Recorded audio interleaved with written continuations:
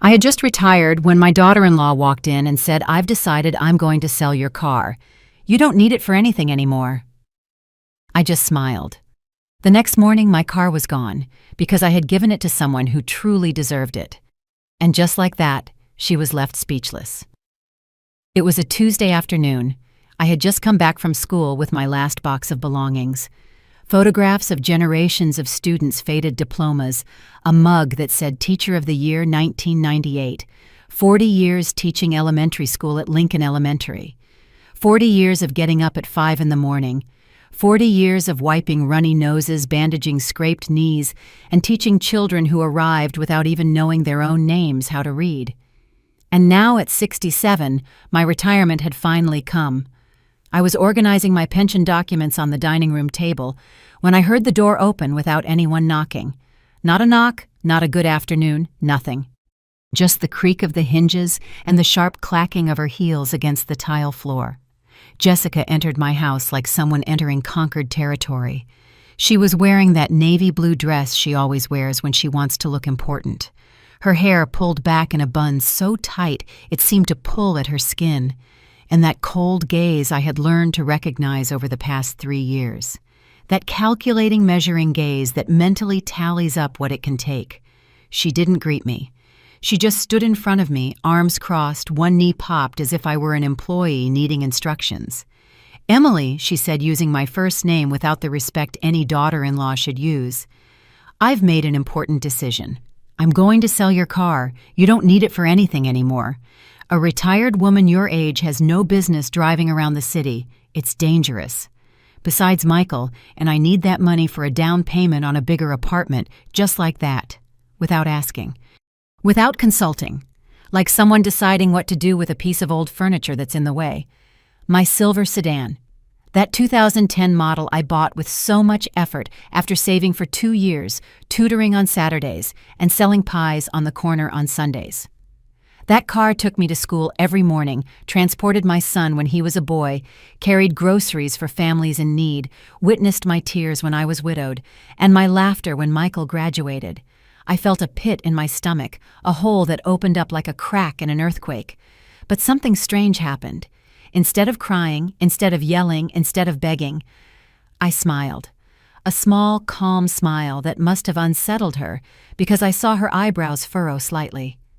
"Did you hear me?" she asked in that tone she uses when she thinks someone isn't understanding her orders.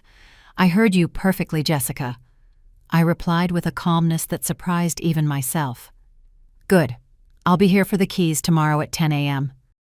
I already have a buyer. He'll give you $4,500. It's a good price for a car that old, $4,500 that I was sure would never even reach my hands."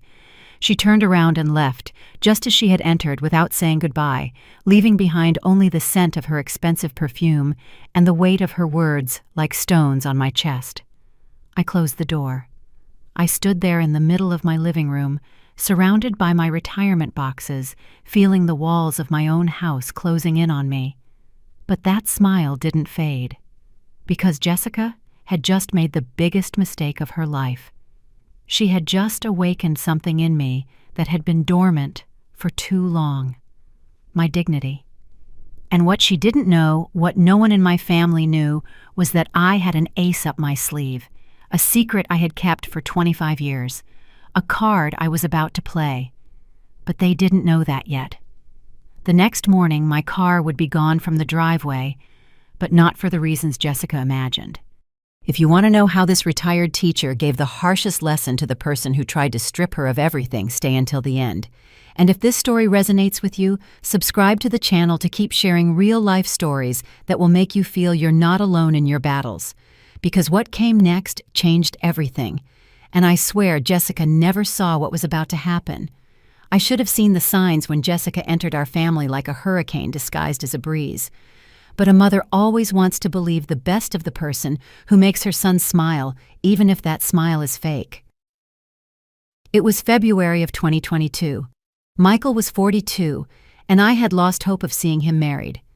Not because he wasn't a good man, but because he was too good, too noble, too naive. The kind of person who believes everything he's told, who never suspects others' intentions, who thinks the world is as honest as he is. I raised him alone since he was 7 when his father died in a construction accident. We didn't receive a single dollar of compensation, nothing. It was just him and me. An elementary school teacher with a salary of $1,500 a month, and a boy who had just lost his dad. Those were hard years, very hard. I remember nights packing lunches at 5 in the morning, ironing his school uniform while he slept, inventing games so he wouldn't notice we had no money for toys. I remember selling cupcakes at school, sewing for the neighbors' tutoring until 11 at night to pay for his college. Michael studied accounting, graduated with honors, got a job at a medium-sized firm in a decent neighborhood. He didn't earn much, about $3,000 a month, but he was stable, responsible, a good man. Just lonely. Until she arrived. Jessica showed up at his office one day in April, a health insurance salesperson. 28 years old, almost 15 years younger than my son. Tall, thin, with that kind of intimidating cold beauty. Straight hair down to her shoulders, perfectly manicured nails, clothes that made it clear she knew exactly the effect she had. Michael introduced me to her 3 weeks later. I still remember that afternoon.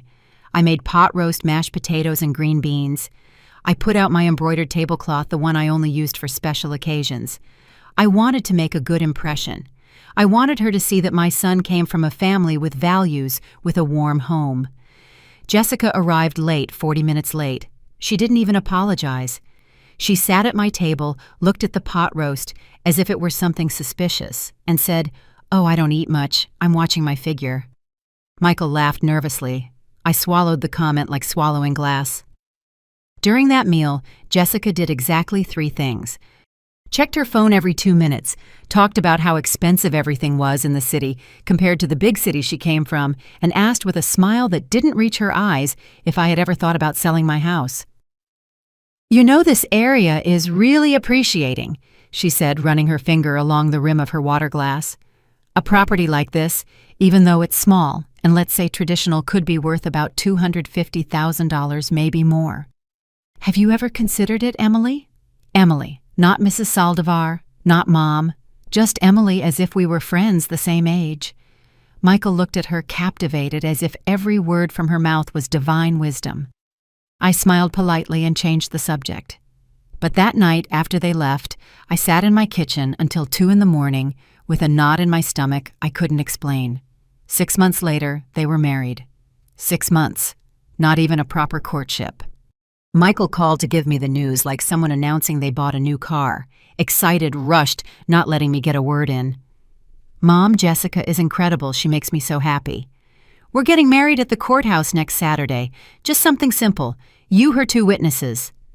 Nothing fancy. Nothing fancy because they didn't have money for a wedding. Or rather, because Michael didn't have money. Because I later found out that Jessica had debts. Lots of debts. Credit cards maxed out on designer clothes, a personal loan of $3,500 that she never paid, and a history of jobs that lasted 6 months at most before she was fired or quit. But I didn't know any of that yet. On the wedding day, I brought a homemade cheesecake. Jessica didn't even try it. She said it had too many calories. And from that day on, my son began to disappear. Not physically, but in essence. The Sundays he always came over for dinner became less and less frequent. First every 2 weeks, then once a month, then almost never. When I asked him, he always had the same excuse. "Jessica has plans, Mom. You know how wives are." No, I didn't know. Because I was a wife, and I never kept my husband from his mother. The phone calls, which used to be daily, turned into short WhatsApp messages. "Busy, Mom. I'll call you later." But he never called. And when I finally visited them at their rented 2-bedroom apartment in a middle-class neighborhood, I felt Jessica timing every minute of my presence, like someone counting the seconds for an unwanted guest to leave. But that wasn't the worst part. The worst part was seeing how Michael repeated her words like a trained parrot. "Mom, don't you think you should think about moving somewhere smaller? Maintaining a house is a lot of work for a woman alone." "Mom, Jessica says you should be thinking about your future. Where are you going to live when you're older?" "Mom, is it true you have savings? Because if so, you could help us with a down payment on a better apartment. My son, my boy, the one I raised with so much sacrifice. Now he was the echo of a woman who barely knew him, and I stayed quiet. I nodded. I smiled. Because I was afraid. Afraid that if I said something, if I confronted him, if I complained, I would lose him forever. So I swallowed every hurtful comment, every insinuation, every slight disguised as concern. Until that Tuesday of my retirement, until Jessica crossed the line she should never have crossed. And that's when something inside me said enough. But before everything exploded, things got much worse. Because Jessica didn't just want my car. She wanted my entire life. It wasn't a stab in the back. It was a slow poisoning designed so that no one would notice except me. The next 2 years after their wedding were like watching water erode a stone, drop by drop, day after day, until one day you wake up and there's nothing solid left to stand on. It all started with the loans. The first loan was 6 months after the wedding. A call from Michael, his voice heavy with shame. "Mom, could you lend us $500? Jessica had some unexpected medical expenses. We'll pay you back next month, I promise." $500. It was almost a third of my biweekly paycheck. But it was my son. Of course I gave it to them. They never paid me back. 3 months later. "Mom, we need $1,200 to fix Jessica's car. The engine broke down. It's urgent or she'll lose her job." $1,200 that I took from my emergency savings. They didn't pay that back either. Then it was $2,000 for an incredible investment opportunity Jessica had found. A multi-level marketing beauty products business that promised 300% returns. "Mom, this is going to change our lives. In 6 months, we'll pay you back triple." That business went bankrupt in 2 months. Jessica never mentioned it again, and I never saw that $2,000 again. In total during those 2 years, I lent them $7,300. $7,300 from a retired teacher earning $1,600 a month from her pension. But the money wasn't the worst part. The worst part was how Jessica started creeping into my life like poison ivy. It began with casual visits when I wasn't home. Michael had always had a copy of my keys for emergencies, but now Jessica used them to enter my house when I was out tutoring or grocery shopping. I'd come back and find things moved, drawers open, papers shuffled. "Oh, Emily, we just stopped by to drop this off, and I took the chance to look for that receipt you asked me for," Jessica would say when I confronted her on the phone with that sweet voice she used when she knew she'd done something wrong. But I had never asked her for any receipt. She was looking, searching, investigating. What was she looking for? I didn't know yet. Then came the comments about my house. "Oh, Mom, don't you think this house is too big for you alone? It has 3 bedrooms. You only use 1. It's such a waste. This area is dangerous for an older woman living alone. Have you thought about moving into a building with security safer, more practical? A 1-bedroom apartment would cost you $1,200 a month in rent, and you could sell this house. Imagine all that money in the bank." All that money that coincidentally she could help me manage. Michael nodded along to everything, like a puppet. The family Sundays, which used to be sacred, turned into interrogations disguised as conversation. "So how much do you get from your pension, Emily? Do you have life insurance? Whose name is it in? Have you made a will because you should? At your age, you never know." At my age, as if I were 90. I was 65. I was healthier than some 40-year-olds. But to Jessica, I was already a useless old woman waiting to die. And Michael said nothing. He never said anything. The worst moment came on a Sunday last November. We were eating chili I had been preparing since 6 in the morning. Michael had 2 helpings. Jessica barely touched hers as usual. Then in the middle of the meal, she dropped the bomb. "Emily, Michael and I have been thinking. We believe it would be best for you for your well-being if you considered the option of moving into a senior living facility." My blood ran cold. "A facility?" I asked, unable to believe what I was hearing.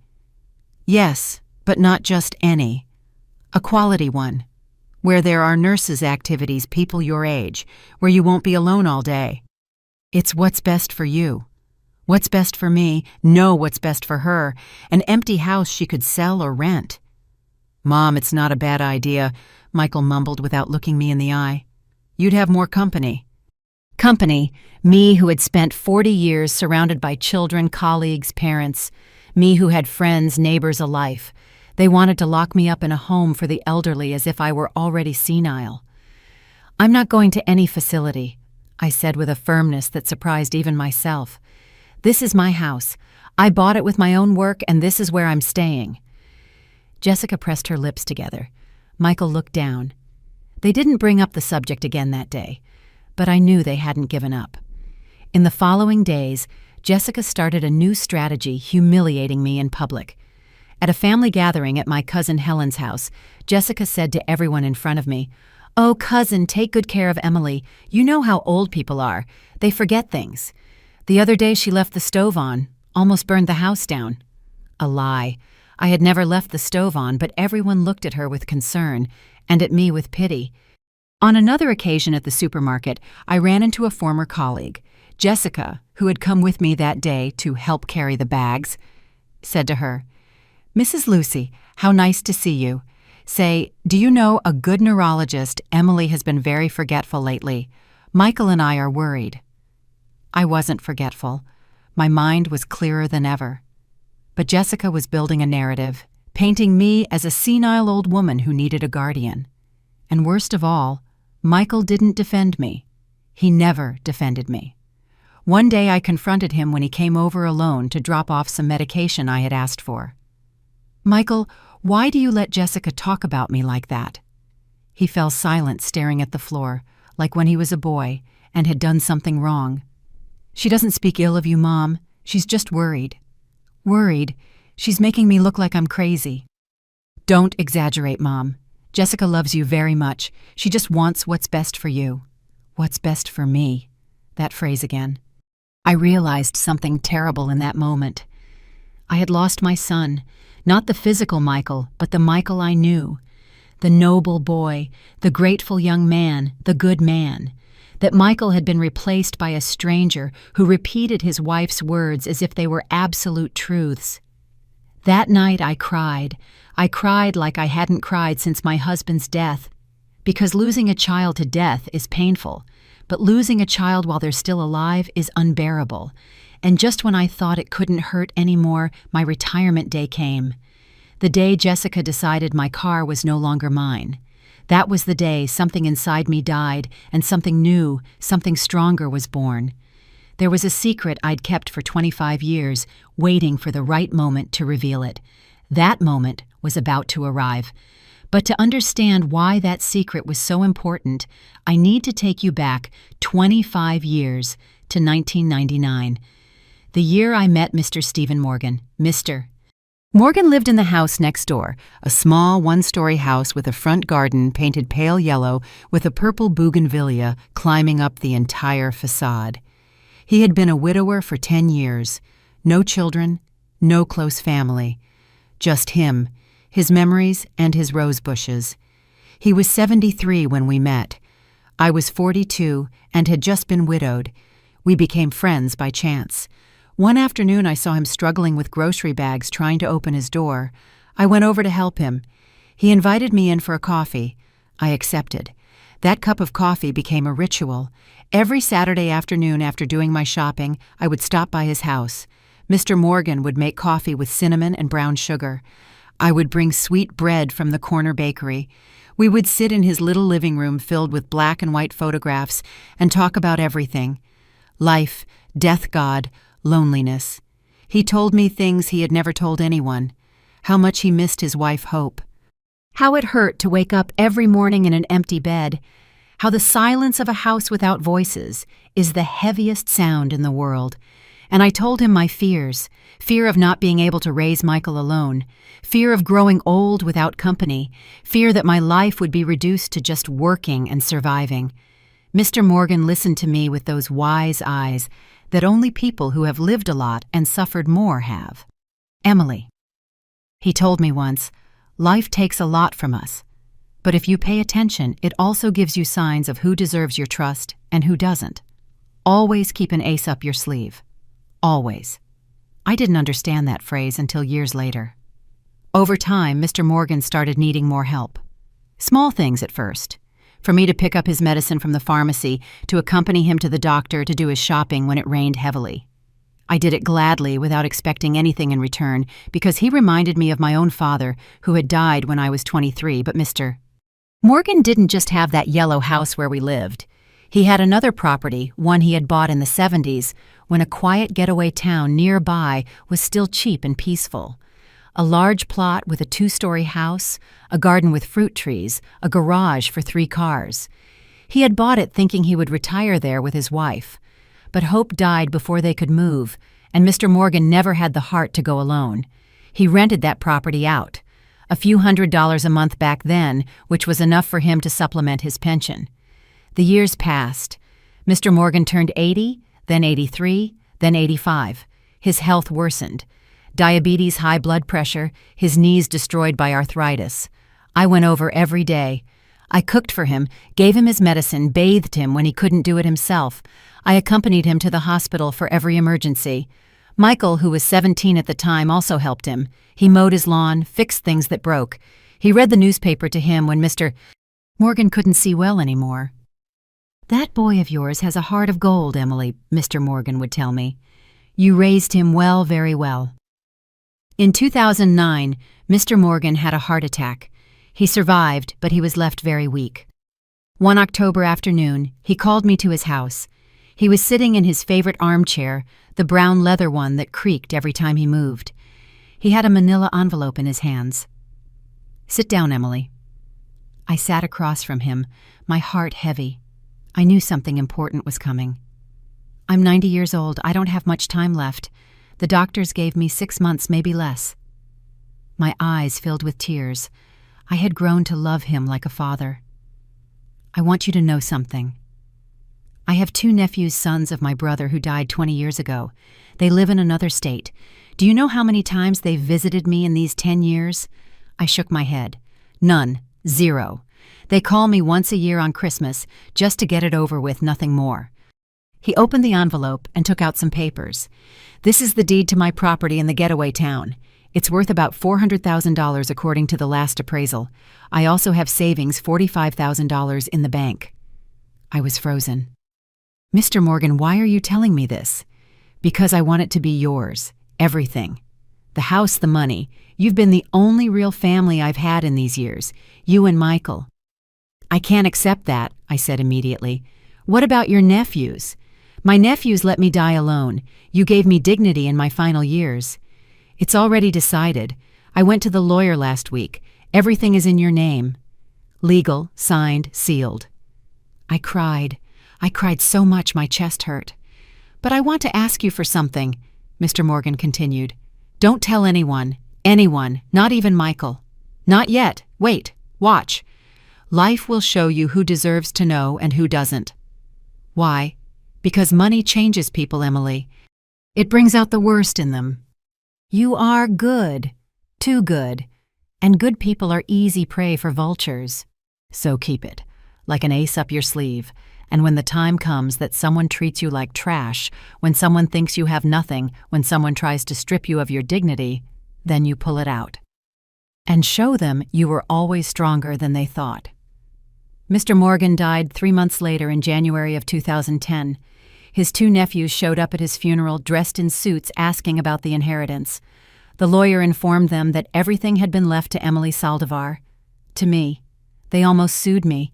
They said I had manipulated him, that I was a gold digger, that I had surely blackmailed him. But all the papers were in order. Mr. Morgan had even left a letter explaining his reasons. The judge dismissed the case. The nephews disappeared. I never heard from them again. And I did exactly what Mr. Morgan asked. I kept the secret.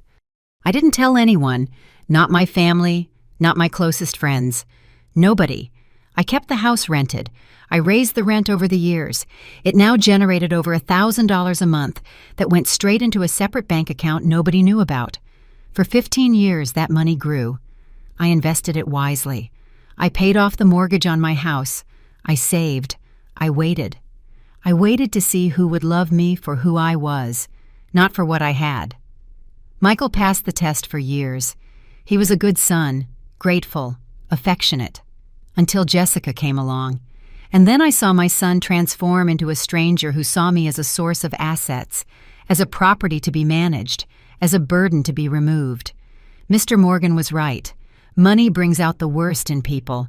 And I had the perfect ace up my sleeve, an ace I was about to show.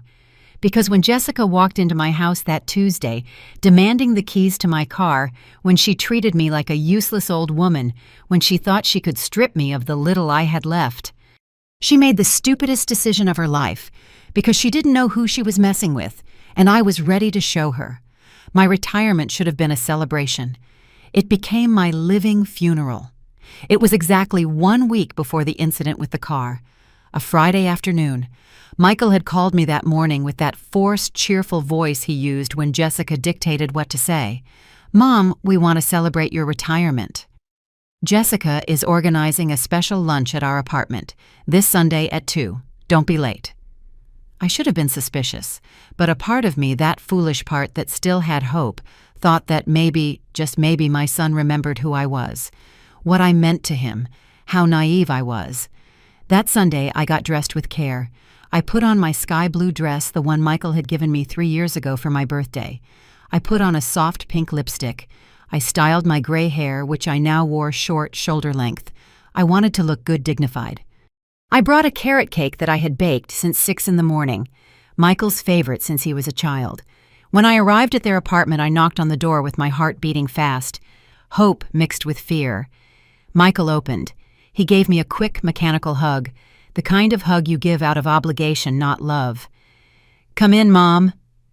The apartment smelled of store-bought rotisserie chicken, not home-cooked food. Jessica was sitting in the living room with her laptop open on the coffee table. She was wearing gray sweatpants and a white blouse. She hadn't even bothered to get dressed for the celebration. She didn't stand up to greet me. "Hi, Emily. Leave the cake in the kitchen." Not "what a beautiful cake." Not "thanks for going to the trouble." Nothing. I left it in the kitchen and returned to the living room. I sat on the single armchair, the furthest from the two of them who were together on the main sofa, as if they were judges and I was the accused. "Well, Mom," Michael began, clearing his throat nervously, "Jessica and I want to talk to you about something important." Jessica turned the laptop towards me. On the screen was an Excel sheet, numbers, calculations, percentages. "Emily, we made a life plan for you so that your retirement will be more comfortable and secure." A life plan, made by her without consulting me. "What kind of plan?" I asked, feeling my stomach clench. Jessica smiled, that shark-like smile she used when she thought she had total control. "Look, we analyzed your financial situation. Your pension is $1,600 a month, correct?" I hadn't told anyone that figure. How did she know? Then I remembered. My retirement papers, the ones I was reviewing last Tuesday when she walked in without knocking. She had seen them, probably photographed them. "That's correct," I replied in a cold voice. "Good, so here's the plan." She pointed to the screen. "First, we're going to sell your car. It's a 2010 sedan. According to the quotes I got, we can get $4,500 for it. It's not much, but it helps." "Wait," I interrupted. "We're going to sell who is we." "You obviously," Jessica said impatiently as if I were stupid. "But we're going to help you with the process because you don't understand these things." I took a deep breath. I didn't say anything yet. "Second point," she continued. "Your pension, $1,600, is a good income for a single person, but we think you should contribute to the family. Michael is your only son. He raised you well. You raised him, but now it's time to give back. Give back. As if raising a child was a business transaction. We propose that you donate 60% of your monthly pension to help us. That's $960. You'd be left with $640, more than enough for your basic expenses if you live modestly. $600 to pay for electricity, water, gas, phone, food, medicine, emergencies. And how exactly would this help me?" I asked. "Because you'd be helping your family, Emily," Jessica replied in that condescending tone you use with small children. "Michael and I need to save for a down payment on a bigger apartment. We want to have children soon. Your future grandchild will need space." future grandchild, using a baby that didn't even exist as emotional blackmail. Michael was staring at the floor. Coward. A complete coward. Third point. Jessica printed a sheet and handed it to me. We need you to sign a power of attorney. It's just for security.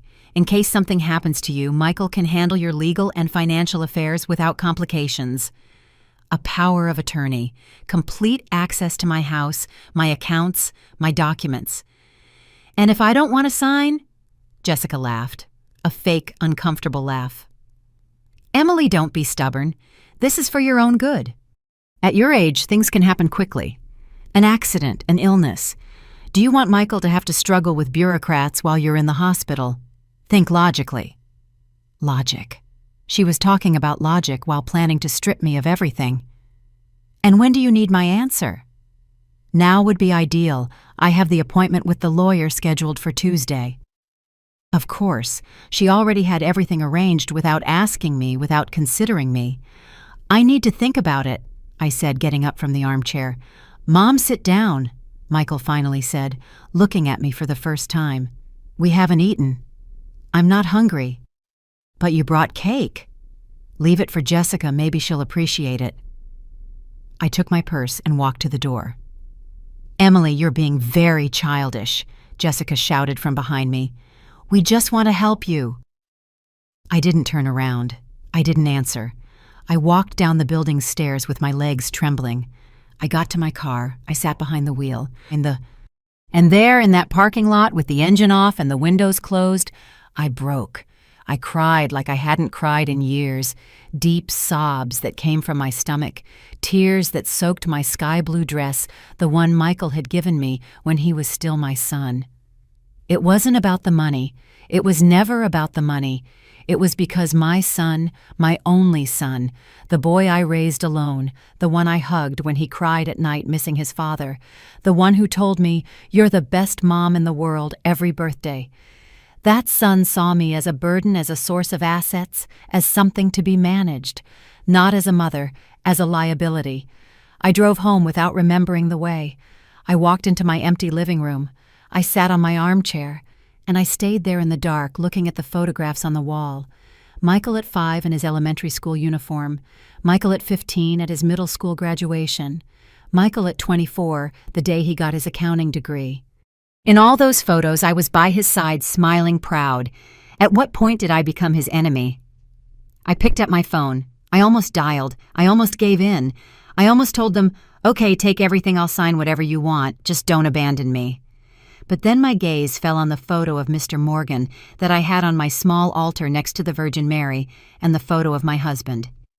Mr. Morgan looked at me with those wise eyes, and I remembered his words. Vultures only respect those who fly higher than them.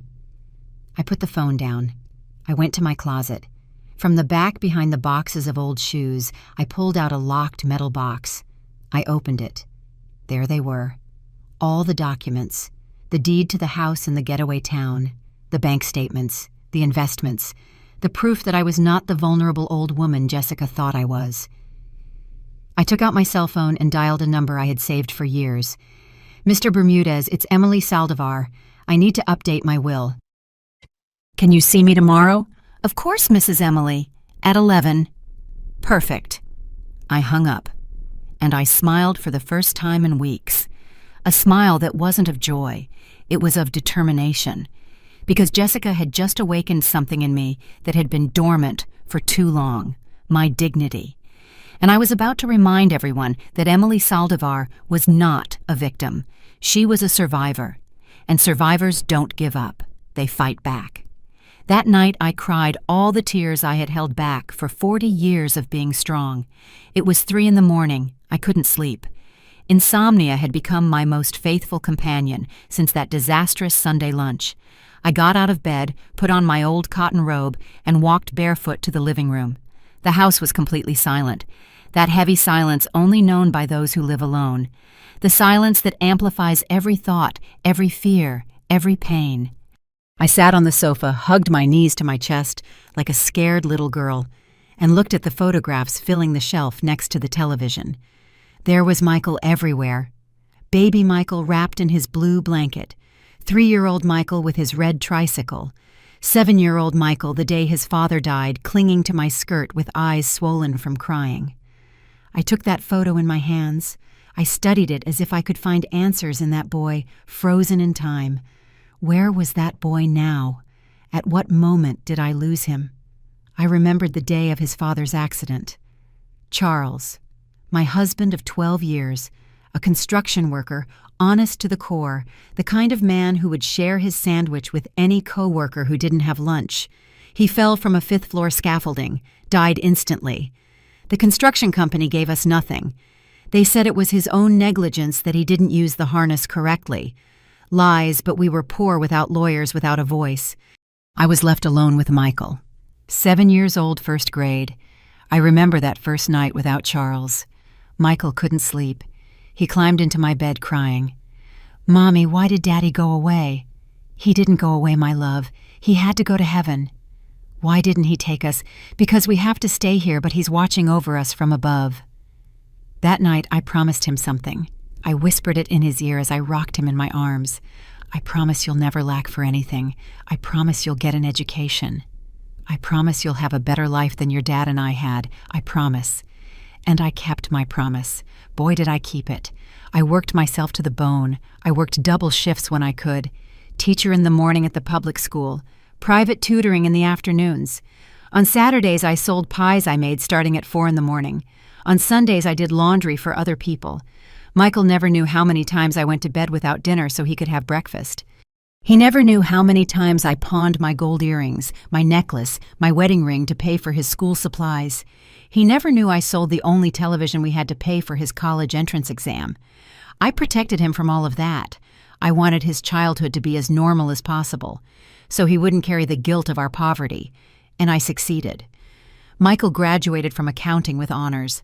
I was in the front row on his graduation day, clapping until my hands hurt, my eyes flooded with pride. After the ceremony, he hugged me tight like when he was a boy. "Mom, everything I am is because of you. Everything. I'll never forget it. I promise." Where did that promise go? Where was that man who hugged me 20 years ago? I wiped the tears with the back of my hand, but they kept coming, like an overflowing river, because the pain wasn't just for Michael. It was for everything, for the years of sacrifice that now seemed worthless. For the sleepless nights caring for him when he had a fever, for the times I walked in the rain because I didn't have bus fare, for the birthdays I spent alone because I was working to give him his, for the life I didn't live because I invested it in him and now he saw me as a burden. I picked up my phone, 3:15 in the morning. I dialed Jessica's number. My finger trembled over the call button. I almost did it. I almost called her to say, "Okay, you win. You can have the car, the money, whatever you want. Just don't take my son from me. Just let me be a part of his life." Because that's what hurt the most. Not losing the money, not losing the car, losing Michael. My finger was millimeters from pressing the button. But then my gaze drifted to the altar in the corner of the living room. There was the Virgin Mary my mother had given me when I got married. The flickering candle cast shadows on the photographs. The photo of Charles, my husband, with his huge smile and his calloused hands from so much work. The photo of my parents, both deceased now. My mother in her floral apron, my father in his straw hat. And the photo of Mr. Morgan with his beige sweater and thick glasses, looking at me with that wisdom that only life can give. Mr. Morgan. I remembered a conversation we had shortly before his death. We were in his garden. He was watering his roses. I was helping him hold the hose because his hands no longer had the strength. "Emily, do you know the difference between kindness and foolishness?" "No, Mr. Morgan. Kindness is giving when you have it to give. Foolishness is giving when you're being robbed. Kindness is helping someone in need. Foolishness is letting yourself be used by someone who just wants to take advantage." And how do you know which is which? When someone you claim to love treats you worse than a stranger, there's your answer. I stood up from the sofa, put the phone away, walked to the altar, lit a new candle. "Mr. Morgan," I whispered in the quiet, "you told me to keep my ace up my sleeve. You told me to wait for the right moment. I think that moment has arrived. The silence of the house seemed to answer me not with words but with certainty. I went back to my room. From the closet I took out the metal box. I opened it on my bed. Documents proof my true assets. The deed to the house now valued at $400,000. The bank statements $45,000 saved over 15 years. The records of the rental income over $1,000 a month for the last 10 years. I took out a calculator and started adding up everything Jessica and Michael didn't know existed. The total took my breath away. Over $445,000. Me, the retired teacher who was useless. The old woman who needed help managing her affairs. The woman they wanted to force a power of attorney on to control her. I had nearly $500,000 and they had no idea. A part of me, the weak part, still felt guilty. Still thought, but he's my son, I should share this with him. But then I remembered his eyes from Sunday. Those eyes that looked at me not as a mother, but as a commodity. I remembered how he didn't defend me when Jessica humiliated me. I remembered the $7,300 I lent him that he never paid back. I remembered every venomous comment from Jessica that he allowed. And something inside me hardened like cement drying under the sun. Michael had made his choice. He chose Jessica. He chose greed. He chose to treat me as a burden. Now I would make mine. I took out my address book. I looked for a name. Lucy Carter. Lucy, my former student. One of the best students I had in 40 years of teaching. Bright, hardworking, a dreamer. Life hit her hard. At 23, she had a son, Sebastian, with cerebral palsy. The father disappeared when he found out about the diagnosis. Now Lucy was 28. She worked cleaning houses, 5 houses a day, from 6 in the morning to 9 at night, earning $50 per house, $250 a day when she got all 5 houses, all for Sebastian's therapies.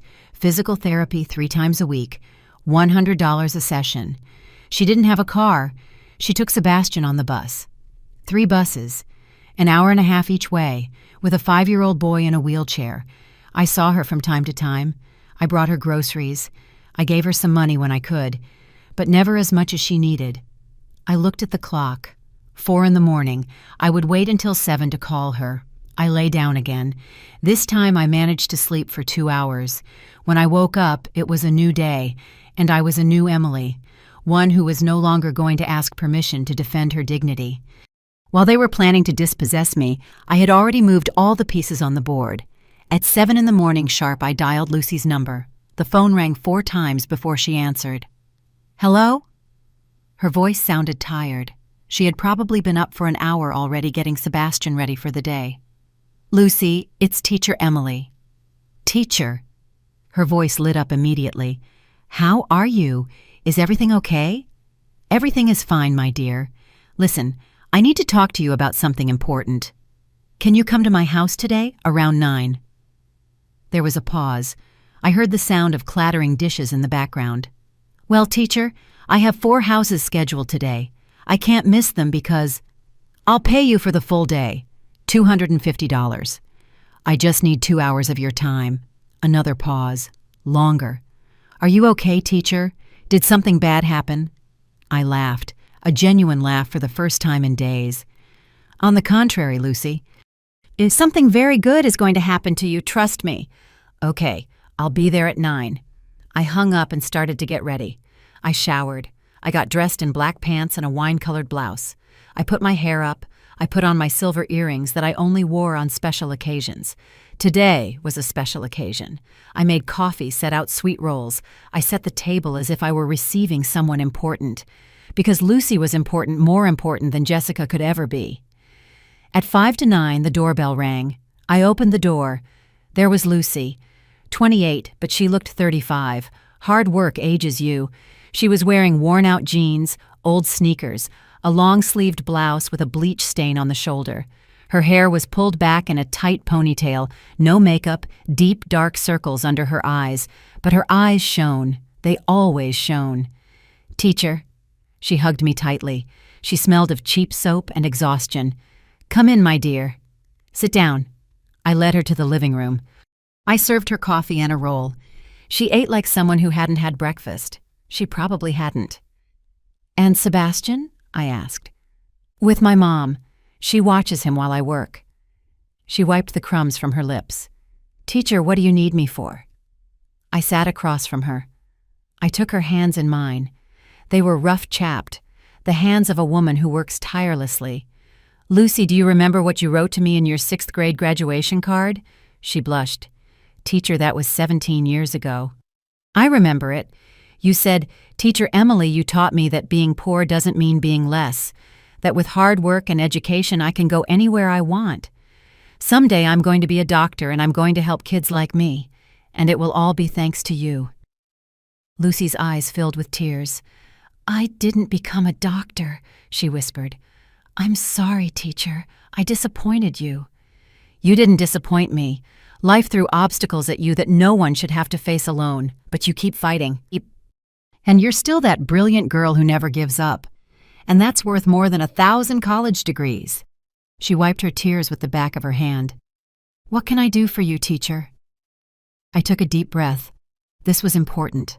I had to say it right. I need you to come with me to take care of some paperwork today. And after that, I want to give you something. Give me something, teacher. I can't accept anything. You already do so much for... It's my car. She froze. She looked at me as if she hadn't understood. What? My 2010 silver sedan. I want to give it to you. Today, now, for you. Lucy shook her head, tears now streaming freely. No, teacher. I can't. It's your car. You need it. You need it more. You take Sebastian on 3 buses for his therapies. That's 4 hours of travel every day. With my car, you could do it in 40 minutes. You could work more houses, earn more, give your son better therapy. But teacher, Lucy. My voice became firm. Listen to me carefully. For 40 years I was a teacher. I taught hundreds of children. Most of them forgot me. Some remember me in December. They send me a Christmas text and that's it. But you have always been there. When I had pneumonia 3 years ago, you came every other day to bring me soup. When I turned 65, you were the only former student who brought me a cake. Every May you send me flowers for Teacher's Day, even though I know you don't have money for your own expenses. She was sobbing now. It's because you were the only one who believed in me, teacher. When everyone said I was a dumb kid from a poor neighborhood, you told me I was smart. You got me the scholarship for middle school. You gave me books. You taught me that I was worth something. And now I want this car to teach you something else. That in this world there are still people who give without expecting anything in return. That gratitude without strings attached still exists. That your worth doesn't depend on what you have but on who you are. I hugged her as she cried on my shoulder.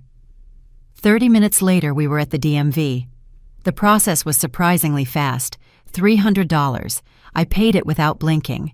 In 2 hours the car was legally in Lucy Carter's name. I handed her the keys. She took them with trembling hands.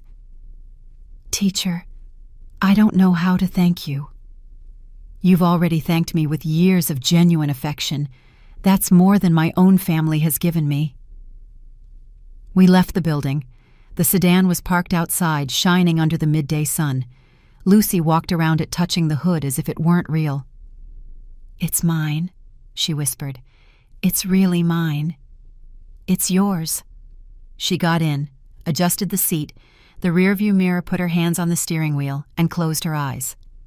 I'll take care of it like gold, teacher, I swear. And every time I drive it, I'll think of you. Just promise me one thing. Anything. When Sebastian is older, when you're doing better, when life smiles on you again, pay it forward. Help someone who needs it just as I helped you, just as you helped take care of me. Love multiplies when it's shared. I promise, teacher. I promise. She drove away slowly, carefully.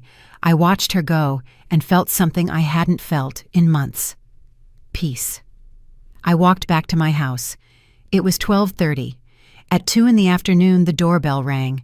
I already knew who it was. I opened the door. There was Jessica, dressed in black slacks and a white blouse, hair down, perfect makeup. And behind her, a man in his 50s, paunchy with a t-shirt that said, I buy cars. Hello, Emily. I came for the car keys. Her voice was one of anticipated triumph. This is Mr. Jack. He's going to give you $4,500 in cash. No checks or transfers, cash. $4,500 that was surely going straight into her pocket. I stood in the doorway, calm, serene. Jessica, could you come with me to the driveway? She frowned, confused by my calm tone. What for? Just give me the keys. Come with me. I walked towards the side driveway of the house. She and Mr. Jack followed me. We arrived at the space where my sedan always was. Empty. Completely empty. The silence lasted 3 seconds. Then Jessica exploded. Where is the car? I looked her in the eyes, without fear, without trembling. I gave it away. Her face went through 5 emotions in 2 seconds. Confusion, disbelief, fury, panic, hatred. You what? I gave it away to someone who really needed it, someone who actually deserves my generosity. You're crazy. That car was worth $4,500. It was my car. I decided what to do with it. Mr. Jack cleared his throat uncomfortably. Listen, lady, if there's no car, I'm leaving. Wait, Jessica grabbed his arm. She's going to get that car back. Right, Emily? No. I'm going to sue you. That car was family property. I smiled, that smile that was now my weapon. It was never family property, Jessica. It was my private property, and what's mine I do with as I please, without your permission. Without anyone's permission. She pulled out her phone and dialed frantically. Michael, your mother gave away the car. Yes, she gave it away. Come here right now. She hung up and looked at me with a hatred she no longer bothered to hide. This isn't over, you useless old woman. And it was in that moment that I knew the mask had fallen for good. The real monster had just come out into the light. There I saw the real monster without disguises, without smiles, just greed and hatred. Mr. Jack left stammering apologies. Jessica and I stood in the empty driveway, staring at each other like 2 gladiators in the arena. I'm going into my house, I said calmly. You can leave or stay on the street, but you are not coming in. And of course I'm coming in. I'm going to wait for Michael to get here. On the street. I closed the door in her face. I heard her screaming from the other side, words I never thought anyone would say to me, insults a daughter-in-law should never say to her mother-in-law. But I didn't care anymore. I sat in my living room. I poured a glass of water. My hands weren't shaking.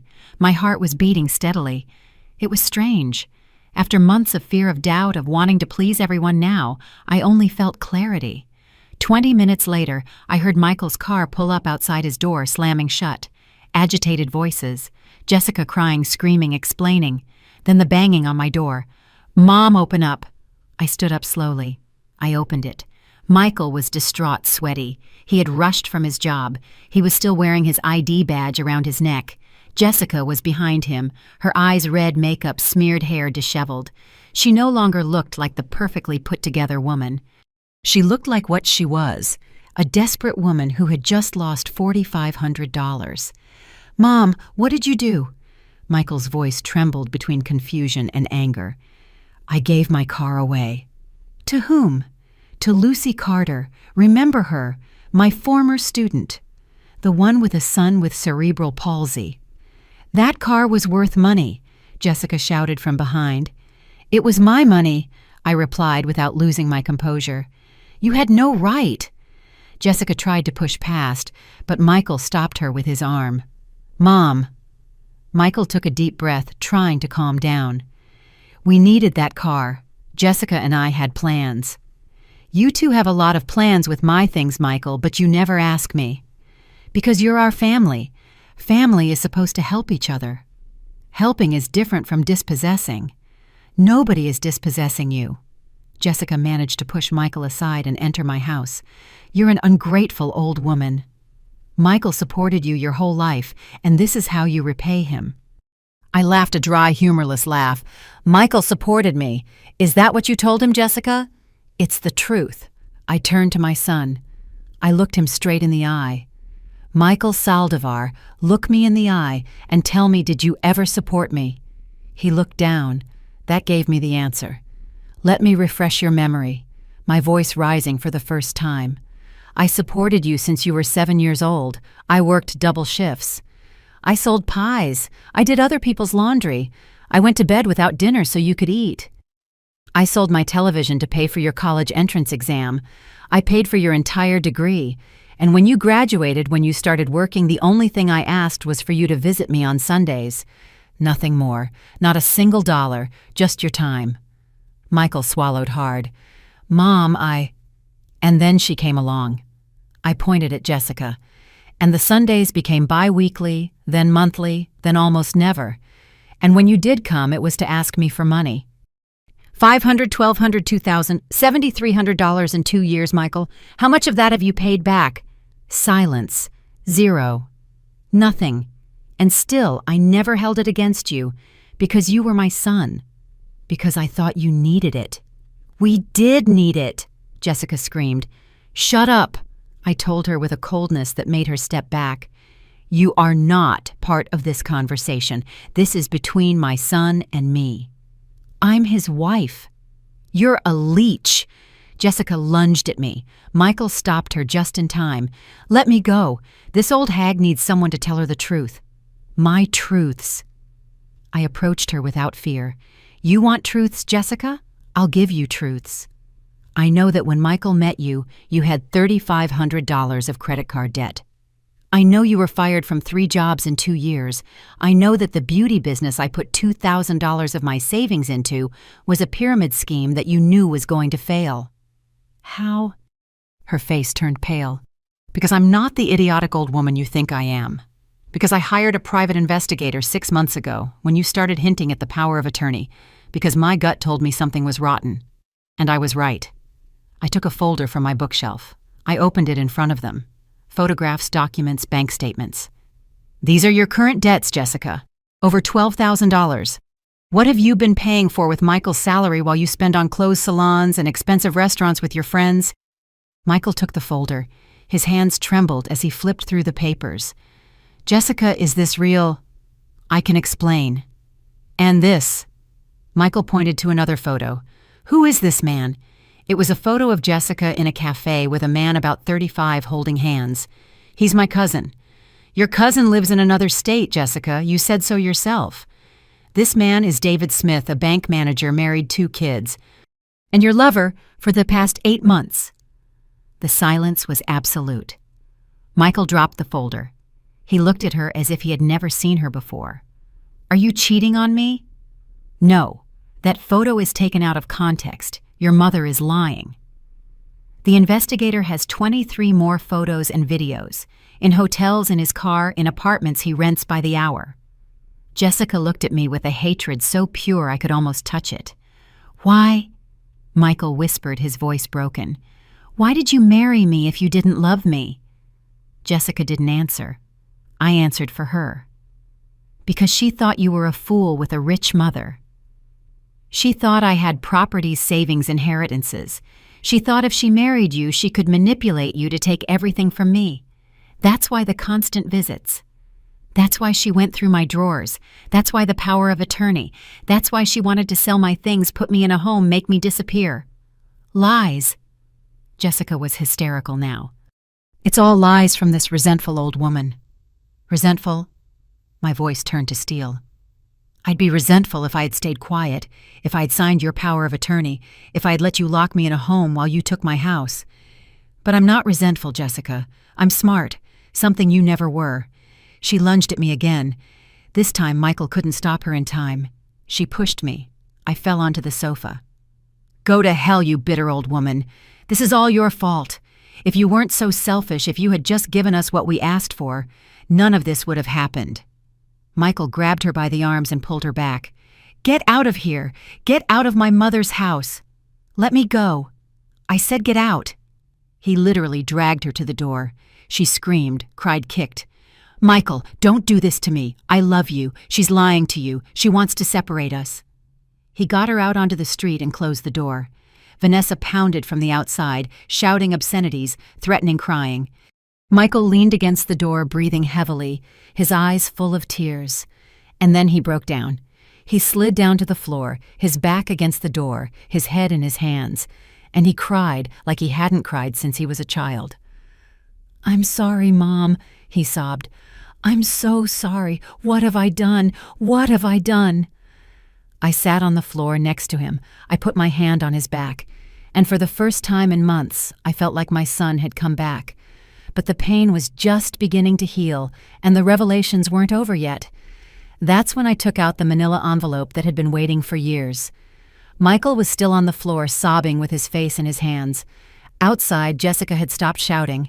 I heard her car start the tires screeching on the pavement as she sped away. I stood up slowly. My knees protested. 67 years weigh heavily when you carry so much pain. Michael, get up. Come to the table. He looked at me with his swollen red eyes. He looked like a lost child. Mom, I ruined everything. Everything. Get up. He obeyed like an automaton.